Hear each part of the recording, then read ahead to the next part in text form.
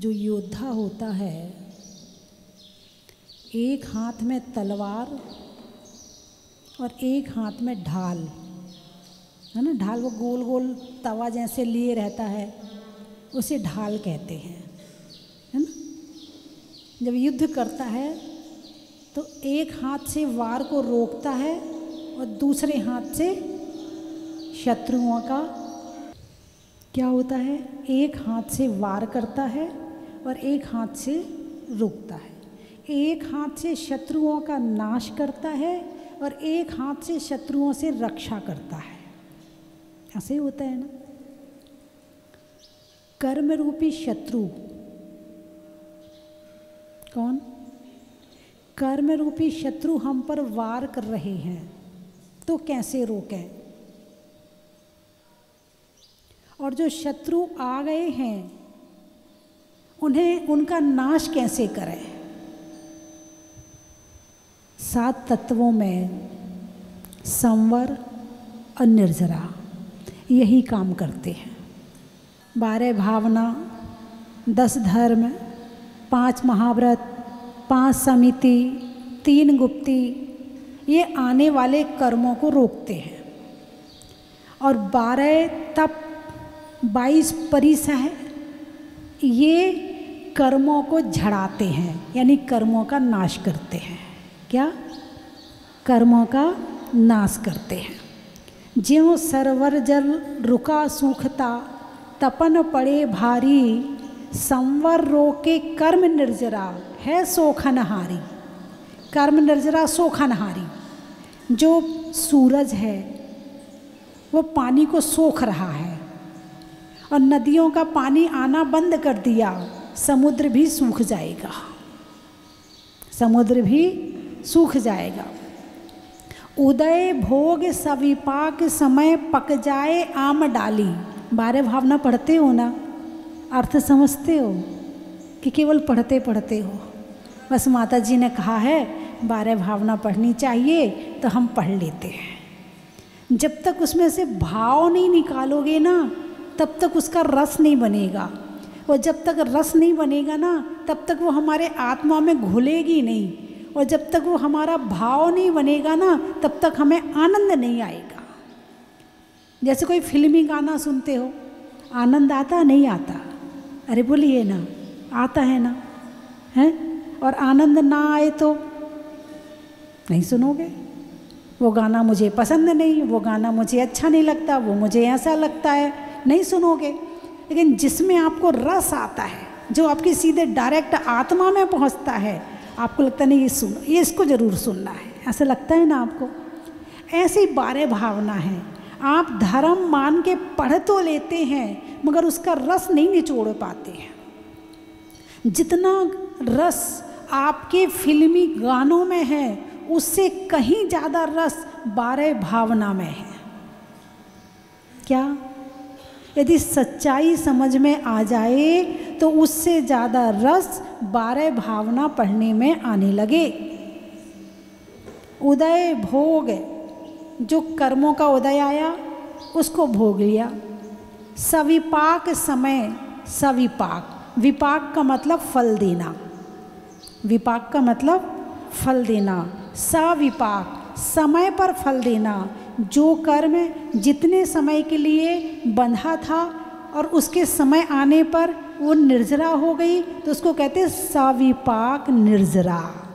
उदय भोग सविपाक समय पक जाए आम डाली। जैसे आम पेड़ में लगा हुआ है, ठीक है। अब जब समय आएगा तब पकेगा, जब समय आएगा तब पकेगा। एक तो आम को पकाने की ये पद्धति है। दूसरी पद्धति है, आम को पकने से पहले तोड़ लिया और पाल में रख दिया। पाल जानते हो ना, जहाँ आम को समय से पहले पकाया जाता है, फिर वो समय से पहले पक जाता है, समय का इंतज़ार करने की ज़रूरत नहीं पड़ती है। तो एक है सविपाक निर्जरा, समय पर कर्मों का उदय आना। उदय भोग सविपाक समय पक जाए आम डाली। दूजी है अविपाक पकावे। वो आम को पहले ही पका देता है, उसे कहते हैं अविपाक निर्जरा। पहली सबके होए नहीं कुछ सरे काम तेरा। पहली तो सबकी होती है, जो कुत्ता है, बंदर है, बिल्ली है, नारकी है, देव है, जिसके जब कर्म का उदय आ रहा है सबका आ रहा है, सब भोग रहे हैं, इसमें कोई बड़ी बात नहीं है। मच्छर, मक्खी, कीड़ा मकोड़े, जिसके जो कर्म का उदय जब आता है वो तब भोग लेते हैं। इसमें मनुष्य में, त्रियंच में, देवों में, नारकी में, पशु में कोई अंतर नहीं है। ये सविपाक निर्जरा सबकी चल रही है। बात समझ में आई कि नहीं आई? जिसने जो कर्म बंद किया था उसका समय समय पर उदय आ रहा है, चाहे कोई भी संसारी प्राणी हो, सबका। लेकिन दूसरा दूजी है अविपाक पकावे। पाल विषय माली पहली सबके होए नहीं कुछ सरे काम तेरा। इससे काम सरने वाला नहीं है, क्योंकि इधर जा रहा है, इधर से आ रहा है, इधर से जा रहा है, इधर से आ रहा है, तो टंकी खाली हो ही नहीं रही है। इधर से नल चालू है, इधर से ऊपर से टंकी भर रही है, टंकी खाली नहीं होने वाली। तो क्या करें? जो ऊपर से नल आ रहा है उसको बंद करें, और जो नीचे से चालू है उसको 1 2 4 नल और लगा दो, तो जल्दी जल्दी निकल जाएगा पानी, टंकी खाली हो जाएगी। पहली सबके होए नहीं कुछ सरे काम तेरा, और उद्यम करके मिटे जगत फेरा। दूसरी निर्जरा के लिए पुरुषार्थ की ज़रूरत है। अविपाक निर्जरा के लिए समय से पहले कर्म आकर चले जाएं। क्या ऐसा हो सकता है कि कर्म फल ना दें और पहले चले जाएं? ऐसा संभव है क्या? अरे बोलिए ना, ऐसा संभव है क्या कि कर्म फल ना दें और कर्म चले जाएं बिना फल दिए? ऐसा हो सकता है क्या? अरे बोलिए ना। हे भगवान, इतनी देर से क्या बता रही हूँ? यही तो बता रही हूँ, इतनी देर से यही तो बता रही हूँ। इसको ही तो कहते हैं अविपाक निर्जरा। जो कर्म 1 महीना बाद उदय में आना था, 1 साल उदय में आना था, तुमने तपस्या करी, वो पहले बिना फल दिए चला गया, बिना फल दिए चला गया। अभी आप मंदिर में बैठे हो, क्या आपके पाप कर्म का उदय नहीं चल रहा? हो सकता चल रहा है, लेकिन वो पुण्य के रूप में आ रहा है, और वो पाप आपका बिना फल दिए जा रहा है, पुण्य बन के आ रहा है। द्रव्य, क्षेत्र, काल, भाव का फर्क पड़ता है ना? यदि अच्छे क्षेत्र में बैठे हो, अच्छे भाव हो रहे हैं, अच्छा काल चल रहा है, तो सारी चीज़ अच्छी, अच्छा द्रव्य सामने है, तो ऐसे समय में जो पाप कर्म है वो बिना फल दिए चला जाता है। इसलिए अच्छी संगति करो, अच्छा ज्ञान प्राप्त करो, स्वाध्याय करो, हैं, मंदिर का स्थान प्राप्त करो, तीर्थ क्षेत्र की यात्रा करो। जो पाप कर्म है वो बिना फल दिए चला जाता है। और कर्म को और जल्दी जल्दी झड़ाना हो, अभी तो जो आ रहा है वो आ रहा है, अभी केवल कन्वर्जन हो रहा है, अभी केवल संक्रमण हो रहा है। जो पाप है वो पुण्य बन के आ रहा है, अभी झड़ नहीं रहा, अविपाक निर्जरा नहीं चल रही है, अभी चल तो सविपाक निर्जरा रही है। अविपाक अभी भी नहीं है, तो कैसे होगी? वो तप के माध्यम से होगी। किसके माध्यम से होगी? तप के माध्यम से होगी। आपने उपवास किया, उपवास वाले दिन आप पूरे दिन मंदिर में बैठे हैं, भक्ति कर रहे हैं, आपने निंदा का, बुराई का, त्याग का, चुगली का, दुनिया भर की यहाँ वहाँ वीडियो का, सब देखने का त्याग कर दिया, और आप मंदिर में बैठे हैं और आप भक्ति कर रहे हैं, या माला फेर रहे हैं, या ध्यान कर रहे हैं। ऐसे समय में जो कर्म भारी से भारी होते हैं वो भी टल जाते हैं। लोग पूछते ना, माता जी बहुत परेशानी चल रही है, क्या करें, बहुत दिक्कत आ रही है, क्या करें? उपवास करो, एकासन करो, स्वाध्याय करो, सबकी विनय करो, ध्यान करो, रस परित्याग करो, तपस्या करने से कर्म झड़ते हैं, और थोड़े नहीं, बहुत झड़ते हैं। इसीलिए मंत्र तो काम करेगा ही करेगा, इसके साथ जब तक तप नहीं होगा तब तक पाप कर्म झड़ने वाला नहीं है। जरूरी है कि उसको झड़ाने के लिए तप किया जाए। और 22 परिसा है। कौन से परिसा है? हैं? मैंने बताए थे ना, अभी परसों ही बताए थे शायद, है ना? 22 परिचय बताए थे। क्षुत, पिपासा, शीतोष्ण, दंशमशक, नाग्न्या, रति, स्त्री निषद्ध, असह्या, क्रोश, बध, याचना, लाभ, रोग, तृण, स्पर्श, मल, सत्कार, पुरस्कार, प्रज्ञा और अज्ञान। ये 22 परिचय है। कभी चर्चा करूंगी, कहो तो अभी कर लूँ। कुछ चर्चा मैंने उस दिन की थी, परसों की थी, है ना? भाई उपवास करते हो तो उपवास किसने किया है? शरीर ने या आत्मा ने? किसने कहा था उपवास करने? उपवास करने किसने कहा था आपको? आत्मा ने बोला था। उपवास किसने किया? कहा किसने? तो शरीर ने आज्ञा का पालन किया कि नहीं किया? उस दिन आपको कोई कहे भाई साहब रसगुल्ला खा लो, खाओगे? क्यों? अच्छा, गरम गरम समोसे आ जाएं। अच्छा, आपकी पसंद की, मान लो आप इंदौर के हैं और आपके सामने जलेबी और पोहा आ जाए, क्यों नहीं खाओगे? किसने किया उपवास? और किसको नहीं खिला रहे हो आप? संकल्प किसने लिया? आत्मा ने। और उपवास किसने किया? आज्ञाकारी कौन है? कौन है आज्ञाकारी? मतलब शरीर तो कहना मानने तैयार है, तुम ही नहीं करवाते उससे काम। कहने का मतलब ये हमारा, उपवास वाले दिन पेट में भूख भी लगती है, ऐसा नहीं कि नहीं लगती है। पेट गुड़ गुड़ गुड़ गुड़ गुड़ गुड़, जैसे ही भोजन का समय होता है गुड़ गुड़ करता है, लेकिन मन कहता नहीं, मन करता ही नहीं है खाने का। क्यों नहीं करता है? क्योंकि आज मेरा उपवास है। ऐसा विचार जब मन में आ जाता है तो शरीर भी कहता ठीक है, जैसा तुम कहोगे वैसा हम करेंगे, है ना? तो कमज़ोर जब मन पड़ जाता है, आत्मा कमज़ोर पड़ जाती है, तब आपके एक आसन व्रत नहीं होते हैं। जब आपकी आत्मा कमज़ोर पड़ जाती है तब आपका बाजार का नहीं छूटता है।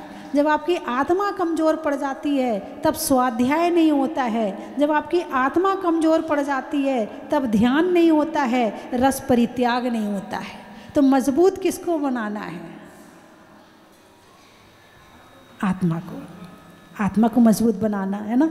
एक मच्छर है, आप सीरियल देख रहे हैं और आपके पसंद का सीरियल आ रहा है और मच्छर काटे, पता चलता है आपको?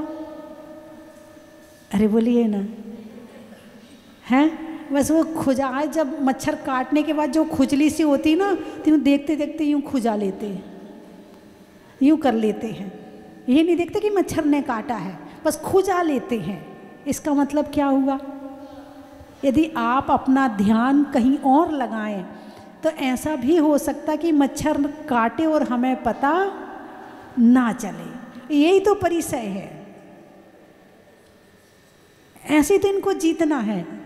स्वाध्याय कर रहे हैं, अब कोई माला फेरने बैठे, फिर देखो कैसा मन भटकता है। मच्छर भी दिखेगा, यूं हिलाओगे, यूं हिलाओगे, हैं? गाल पे बैठ जाएगा तो गाल हिलाओगे। कैसे हिलाओगे गाल अपने? ज़रा हिला के बताओ, हैं? अब कैसे, कितने आइडिया से अपने गाल का मच्छर भगाओगे वो आप जानो।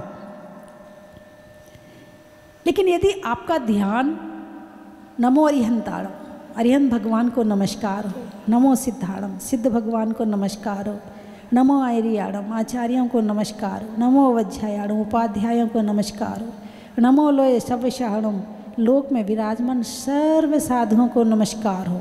आपकी जाप ऐसी चल रही है, फिर आपको मच्छर काटे, पता चलेगा? इसका मतलब कमी कहाँ है?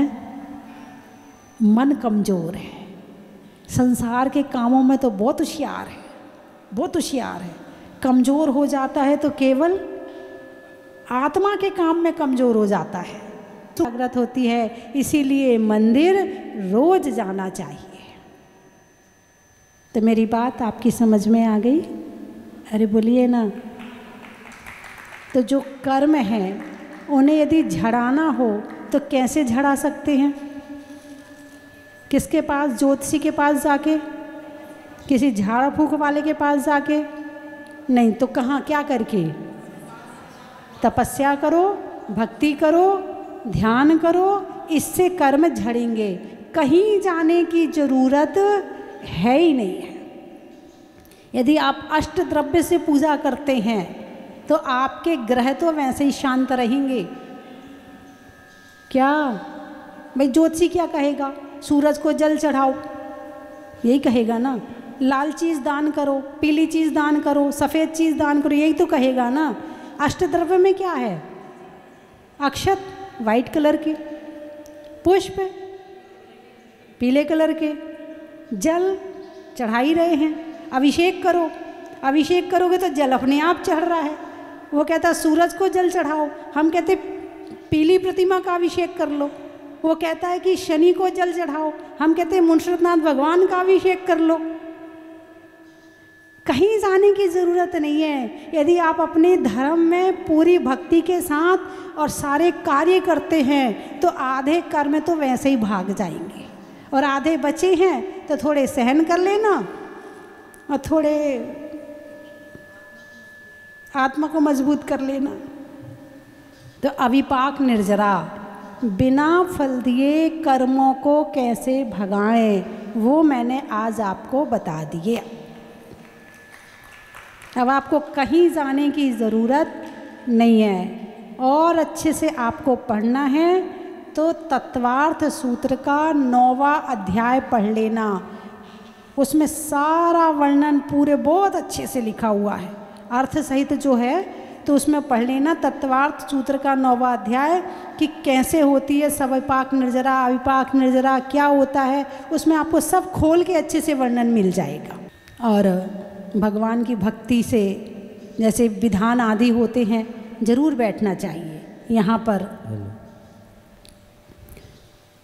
9 नवंबर से 16 नवंबर तक कल्पद्रुम महामंडल विधान होने जा रहा है। उसमें भगवान मुनीश्वरनाथ का समूह शरण लगेगा। अभी तक आप आदिनाथ के समूह शरण में बैठे होंगे, अब आपको बैठने मिलेगा भगवान मुनीश्वरनाथ के समूह शरण में। और उसमें बैठकर समूह शरण में बैठकर जब आप भगवान की भक्ति करेंगे, पूजा करेंगे, तो ऐसा कौन सा कर्म है जो नहीं भागेगा। मैं तो उस समय जो फीलिंग आती है ना, ऐसा आनंद आता है, ऐसा आनंद पहले मैंने बहुत करवाए हैं समूह शरण लगवा के विधान। उस समय जो फीलिंग आती है ना, आप करोड़ों रुपए भी खर्च कर दो तो वो फीलिंग आपको कहीं नहीं आने वाली है। जो फीलिंग आपको भगवान के समोशरण में बैठकर विधान करने में आती है। हम कहते हैं 100 काम छोड़ देना, मगर भगवान के जो यहाँ समोशरण लगेगा उसमें बैठकर भगवान का विधान जरूर करना। मेरी प्रेरणा है आपके लिए। यदि आपने एक बार कर लिया और दोबारा कभी समोशरण लगेगा तो मुझे कहने की ज़रूरत नहीं पड़ेगी, आप अपने आप भाग के आओगे कि समोशरण लग रहा है और मुझे विधान में बैठना है। आपको इतना आनंद आएगा। तो इसीलिए विधान में आप लोग जरूर बैठें और बैठकर वो फीलिंग, वो आनंद प्राप्त करें जो मैं आपको बता रही हूँ, है ना बंधुओं। और 10 तारीख का कार्यक्रम तो आपको पता ही है क्या होने वाला है। 10 नवंबर को हमारे गुरुवर आचार्य विद्याभूषण सन्मति सागर जी महाराज का जन्म जयंती है ना। और शुभकामना परिवार का अधिवेशन है। जितने शुभकामना परिवार के मेंबर हैं सब उस अधिवेशन में, दिल्ली में भी बहुत सारे हैं, रोहिणी में भी हैं, हाँ आते भी हैं, कुछ लोग आते भी हैं। सावधान हो जाओ, आ जाया करो, इस बहाने प्रभु के दर्शन हो जाएंगे, प्रभु की भक्ति हो जाएगी और एक तीर्थ के और कई तीर्थों के दर्शन हो जाएंगे। इसलिए 10 तारीख को भी आप लोगों को ज़रूर आना है ना। अच्छा हाँ, हमारे आजकल तो, पहले तो लोग बहुत कम यात्रा करते थे, लेकिन आजकल तो यात्राओं का बड़ा महत्व हो गया है। लोग तीर्थों पर बहुत रहते, और यहाँ तक कि दिवाली में भी लोग तीर्थों पर रहते। इस बार यहाँ भी बहुत लोग आ रहे दिवाली में, जहाजपुर में भी बहुत लोग आ रहे। 1 नवंबर की दिवाली है इस बार, हैं? मेरा जन्मदिन है, शरीर का है, ठीक है। दिवाली कब से शुरू हुई? दिवाली का पर्व कब से शुरू हुआ? कितना पुराना है? 2550? नहीं, भगवान मुनि सुव्रत नाथ के समय से दिवाली पर्व चल रहा है।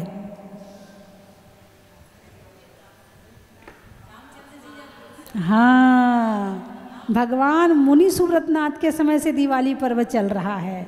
उस समय पर जब राम वनवास गए, वहाँ सीता हरण हुआ, फिर रामायण हुई, पूरी युद्ध हुआ, फिर लंका का राज्य वहाँ पर मिला, फिर थोड़े दिन वहाँ रहे, फिर वापस आए। तो वापस आने का जो दिन था वो ये था कार्तिक कृष्ण अमावस का, तब से दिवाली पर्व शुरू हुआ है। यानी भगवान मुनि सुव्रत नाथ के बाद नमीनाथ के समय का काल जो है 65 लाख वर्ष। कितना? 65 लाख वर्ष। फिर भगवान नमीनाथ से नेमिनाथ का जो समय है वो समय है 60 लाख वर्ष। कितना? 60 लाख वर्ष। फिर नेमिनाथ से पारसनाथ जी का समय है वो 83,000 कुछ 50, ऐसे कुछ 50 इतना है। फिर पारसनाथ भगवान से महावीर भगवान का जो समय है वो 250 वर्ष है, और भगवान महावीर को मोक्ष गए 2500 वर्ष हो गए। अब आप समझ लो, हिसाब लगा लो, गणित वाले हो आप, हिसाब लगा लो कि दिवाली पर्व कितना प्राचीन है। और बीच में भगवान महावीर उसी दिन मोक्ष गए, तो वो हमारे लिए प्रमुख है, क्योंकि हमारे अंतिम तीर्थंकर हैं। उनके शासन काल में हम चल रहे हैं, उनका मोक्ष कल्याणक हमारे लिए महत्वपूर्ण हैं। तो इसीलिए अब हम वर्तमान में भगवान महावीर के कारण से इसको ज़्यादा महत्व देते हैं। लेकिन ये पर्व प्राचीन तो इतना है जितना मैंने बता दिया आपको। 60 और 65 तो बहुत ज़्यादा हो गए, इतने ही कितने हो गए, है ना?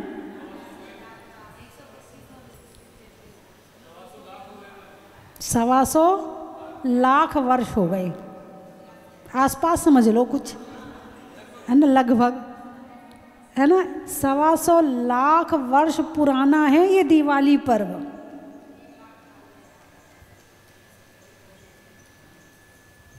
और इसीलिए ये पर्व पूरा भारत, पूरा देश और पूरा विदेश मनाता है।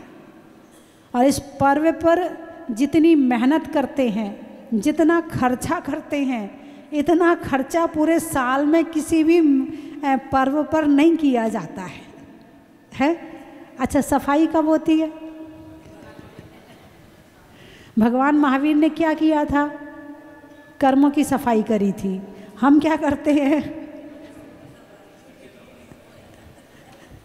भगवान महावीर ने कर्मों की सफाई करी थी और हम घर का कचरा निकालते। उन्होंने कर्मों का कचरा निकाला था और हम घर का कचरा निकालते हैं। इस समय तो ज़्यादा से ज़्यादा लोग लगे पड़े होंगे पुराने कपड़े पहन के, और हाथ में झाड़ू। और पुताई वालों का तो बड़ा महत्व हो जाता है इस समय में, है ना। मान लो दिवाली नहीं होती तो घर की सफाई कितने मुश्किल, है ना। ये तो दिवाली आती है तो सफाई हो जाती है, बड़ी अच्छी बात है, किसी बहाने हो जाती है। और हर कोई इसे घर के रूप में मनाता है, इसे त्याग के रूप में मनाए तो पता नहीं कितने कर्मों की निर्जरा हो जाए। और चतुर्दशी के दिन, है ना, उपवास करते हैं। चतुर्दशी बड़ी महत्वपूर्ण है, उपवास करते हैं। तो आप लोग कैसे मनाते हैं? त्याग से, संयम से, कर्मों के नाश से, घर की सफाई से, नए कपड़े पहन के, मिठाई खा के, मिठाई बांट के, और कैसे कैसे मनाते हैं उसको थोड़ा धार्मिक और बना लेना, ठीक है। भगवान का जब लड्डू चढ़ाओ तो बड़े भाव के साथ में चढ़ाना, और उस दिन भगवान महावीर की पूजा बड़े भाव के साथ में करना। और मैंने एक छोटा सा विधान लिखा है, महावीर स्वामी विधान। यदि आप उस विधान को कर सकें, जितने लोग आए हैं वो अब विधान लेकर के जाएं और अपने मंदिर में उस विधान को रखें, मंदिर में विधान को रखें और विधान करें। उस दिन ना कर पाएँ, एक दिन आगे कर लें या एक दिन पीछे कर लें, लेकिन वो विधान जरूर करें। 10-20 विधान लेकर के जाएं और अपने अपने मंदिरों में ज़रूर रखें। इस बार तो 2550वां प्रारंभ हो रहा है, 51वां प्रारंभ हो रहा है। हाँ, तो 2550 का समापन है। इस बार तो आपको बहुत ज़ोर शोर से मनाना चाहिए।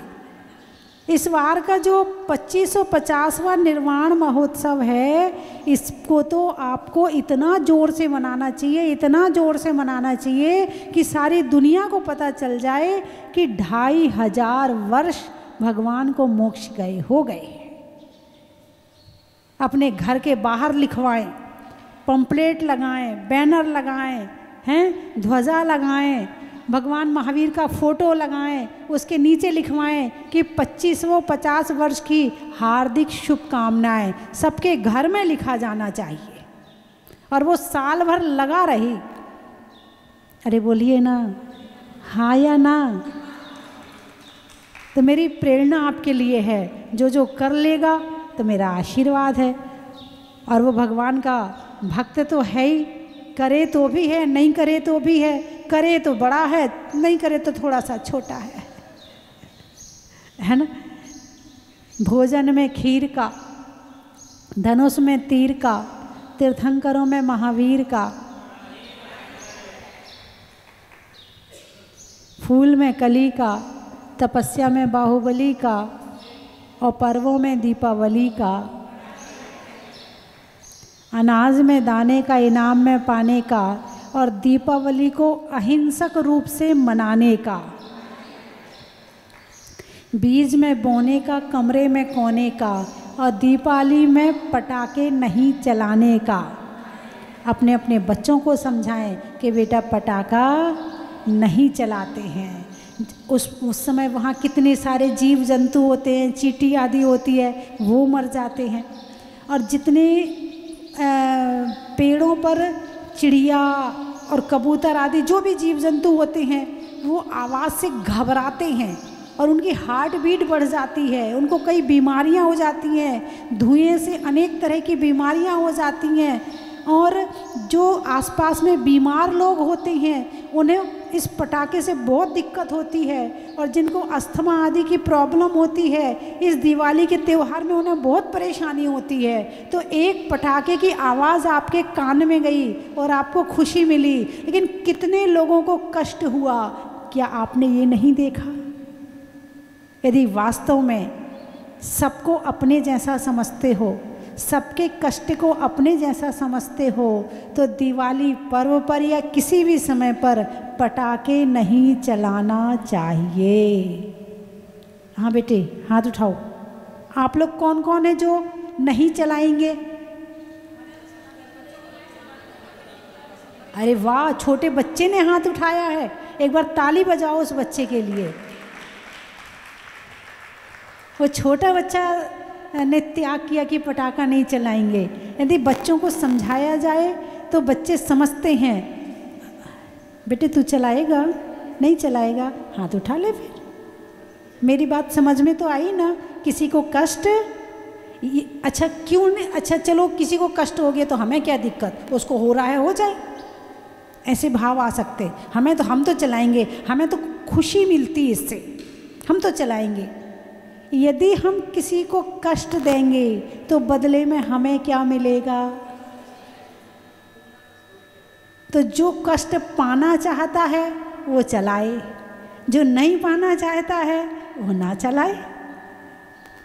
बात समझ में आई कि नहीं आई, है ना?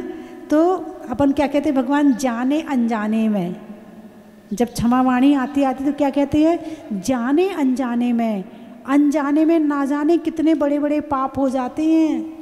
इसलिए अनजाने की भी क्षमा मांगते हैं। अभी तक आपको नहीं पता था कि पटाखा चलाने से कितने लोगों को कष्ट होता है, वो अनजाने का कष्ट होता था। अब हमने यदि ये बता दिया है, अब फिर भी चलाओगे तो अब दुगना पाप लगेगा। ठीक है? बीज में बोने का, कमरे में कोने का, और पटाखा नहीं चलाने का। त्रियंचों में बिल्ली का, डंडा में गिल्ली का, आने वालों में दिल्ली का। हीरे की कड़ी का, अंगूठी में मणि का, और आने वालों में दिल्ली रोहिणी का।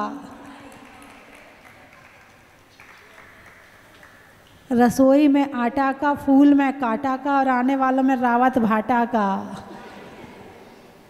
और कहाँ से आए हैं?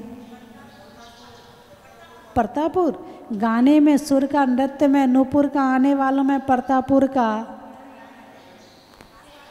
चेहरे पर नैन का, बोलने में बैन का, और आने वालों में उज्जैन का। महिलाओं में कड़ा का, भोजन में बड़ा का, और आने वालों में बांसवाड़ा का। अमेरिका। अनाज में मक्का का, गाड़ी के चक्का का, और आने वालों में अमेरिका का। और जयपुर। रिश्तों में ससुर का, देवों में असुर का, और आने वालों में जयपुर का। हो गए सारे? बोलिए 24 भगवान की जय। जिनेंद्र बंधुओं, प्रभु के दर्शन से नूर मिलता है, गमे दिल को सरूर मिलता है, और जो भी मुनीश्वरनाथ भगवान के दर पे आता है उसे कुछ ना कुछ जरूर मिलता है।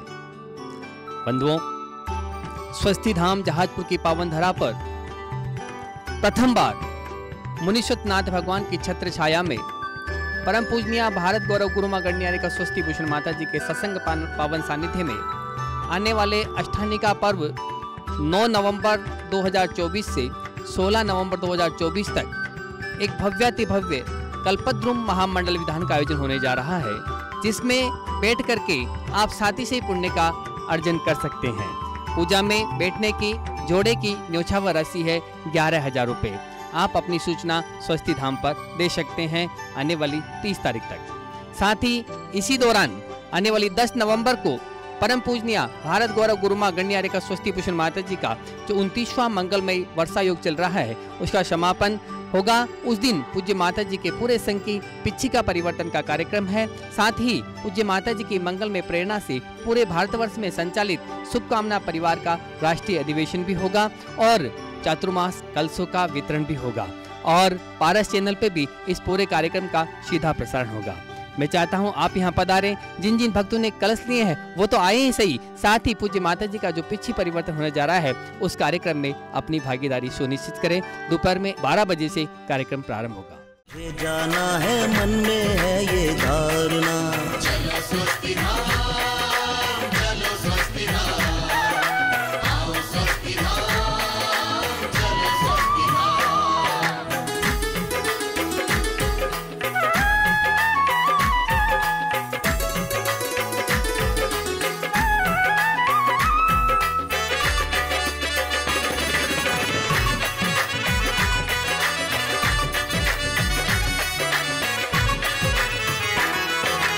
एक बार जो आया यहाँ पे बार बार आता है, जो ना आया एक बार भी निश्चित पछताता है। एक बार जो आया यहाँ पे बार बार आता है, जो न आया एक बार भी निश्चित पछताता है।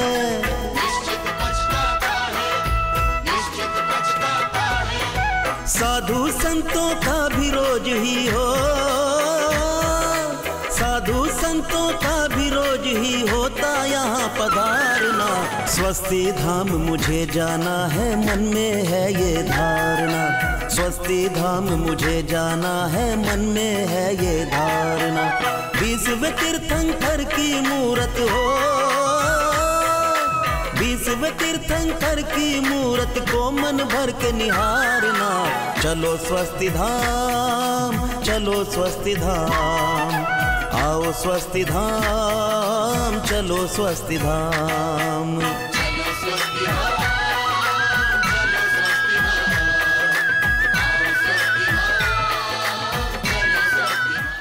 कंचन की थाल को सजाओ रे आज, रत्नों की थाल को भर लाओ रे आज। आओ आओ करे रे गुणगान आरती भगवन की, आओ आओ करे गुणगान आरती भगवन की। आओ आओ करे रे गुणगान आरती भगवन की।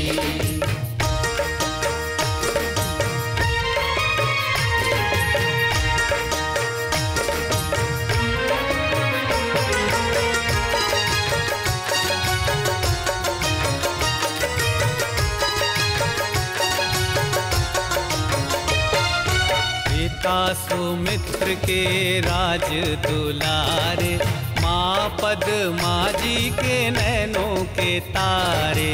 पिता सुमित्र के